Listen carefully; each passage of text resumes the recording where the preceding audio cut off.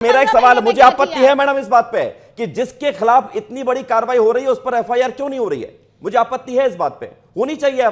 देखिए विवेक जी, जो कानूनी कार्रवाई है वो कानूनी प्रक्रिया के तहत हो रही है। एफआईआर भी हो रही है, इन्वेस्टिगेशन भी हो रहा है, एसआईटी का गठन भी हो रहा है, अरेस्ट भी हो रहा है, बुलडोजर भी चल रहा है और गिरफ्तारी भी हो रही है और सलाखों के पीछे भी भेजा जा रहा है। तो कानून की जो प्रक्रिया है उसे सब प्रशासन भी अपना रही है और सरकार की जो सख्ती की प्रक्रिया है वो सरकार भी अपना रही है और अवेयरनेस भी फैला रही है। हम कई कैंपेन्स भी लग रहे हैं, बच्चियों को समझाइश भी दी जा रही है कि इस तरीके के जालों में अब नहीं फंसना है, क्योंकि ये सरकार महिलाओं के साथ खड़ी है। महिलाओं को सशक्त बनाने के लिए, स्वावलंबी बनाने के लिए, उन्हें सुरक्षित रखने के लिए ये सरकार प्रतिबद्ध और काम कर रही है। अभी अमित जी ने बहुत ही हास्यप्रद बात की कि 5 वर्ष की सरकार को समय मिलता है। अरे 15 महीने में हम क्या कर पाएंगे। हमारे डॉक्टर मोहन यादव जी ने शपथ ग्रहण के दूसरे दिन ऐसे ऐतिहासिक निर्णय लिए थे अमित जी कि अगर मैं अभी गिनाना शुरू करूंगी तो 2 घंटे खत्म होंगे। चाहे लाउड स्पीकर को लेके हो, चाहे खुले में मांस बिक्री को लेके हो, चाहे अधिकारियों के कंडक्ट को लेके हो। पहले ही महीनों में उन्होंने 4 अधिकारियों को सस्पेंड और ट्रांसफर किया था अगर उनका नेग्लिजेंस पाया गया था तो। मंशा अगर आपकी जनता की विकास हो और जनता की सुरक्षा हो तो आपको 15 महीने की भी जरूरत नहीं, पहले दिन काम होता है। और 15 महीने में मिगलानी और कक्कर ओएसडी थे कमलनाथ जी के, उनके यहाँ छापा पड़ा था, करोड़ों रुपए की धनराशि मिली थी। ये हुआ था 15 महीने में। क्यों मुस्कुरा रहे हैं अमित जी? ये मोहन यादव जी वो मुख्यमंत्री हैं कि जब इन्होंने शपथ ली थी 3 महीने के अंदर इनके क्षेत्र में, उज्जैन के अंदर पूरे देश को शर्मसार करने वाली घटनाएं हुई थी। आप इस घटना को सोच के मुस्कुरा रहे थे अमित जी? हजारों लोग जहां पे गुजर रहे थे वहां पे एक महिला मुस्कुरा रहे थे। क्या मैं सवाल पूछ रहा हूं, आप मुस्कुरा क्यों रहे हैं ये बताइए? मैं इसलिए मुस्कुरा रहा था कि कोई व्यक्ति इतना झूठ कैसे बोल सकता है। कौन झूठ बोल रहा है यहाँ पर? आप लोगों की सरकार है, 20 सालों से आपकी सरकार है और आपके राज में इतना बड़ा साम्राज्य खड़ा हो गया। आपने उस व्यक्ति को पार्टी का पदाधिकारी बना दिया। आपने साम्राज्य को आपने अभी तक कोई एफआईआर दर्ज नहीं करवा पाए आप लोग। जी, अब उसके बाद आप समय समाप्त हो रहा है, इसलिए मैं आपकी बात कैसे सुनूंगा? आपको लग रहा है कि सब कुछ आपने किया और ठीक था।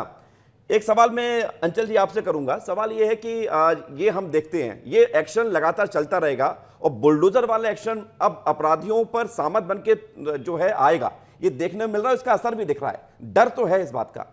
देखिए ये बात तय है कि उत्तर प्रदेश में योगी आदित्यनाथ हो, मध्य प्रदेश के मुख्यमंत्री शिवराज सिंह चौहान रहे हों या डॉक्टर मोहन यादव, ये कार्यवाही देखिए कहीं ना कहीं अपराधियों के मन में भय तो पैदा करना पड़ेगा, उनको ये तय करना पड़ेगा। लेकिन विवेक, यहाँ पर सवाल एक फिर वही है, सवाल तो हर जवाब में होता है।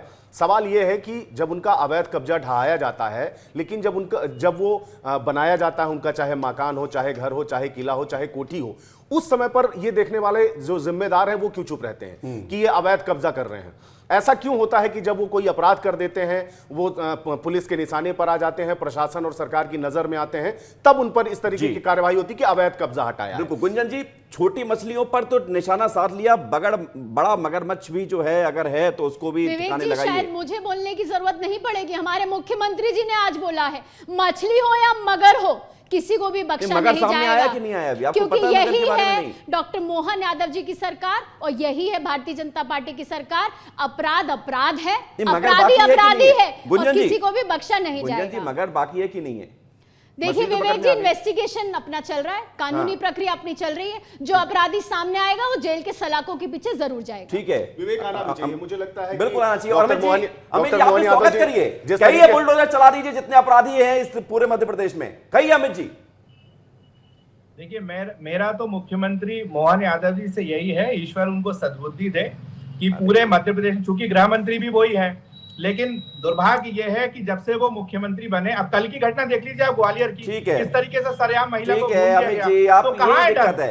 आप किंतु में राजनीति लगाई देते हैं, यही दिक्कत है। आप विपक्ष में अच्छी बात है, लेकिन जो अच्छा हो रहा है कम से कम उसकी तो तारीफ कर दीजिए, उसको सलाह देनी हो दे दीजिए। आप किसी की सद्बुद्धि पर पहुंच जाते हैं, यही विडंबना है। सद्बुद्धि आप, अब मैं कह दूंगा आपको जो है खराब लग जाएगा। अब महिलाएं शराब पीती हैं, ये कहना सद्बुद्धि वाले सवाल है, ये कुबुद्धि वाला सवाल है? नहीं है ना। आप अगर ऐसे कीचड़ उछालोगे तो आप पे भी कीचड़ आएंगे। धन्यवाद।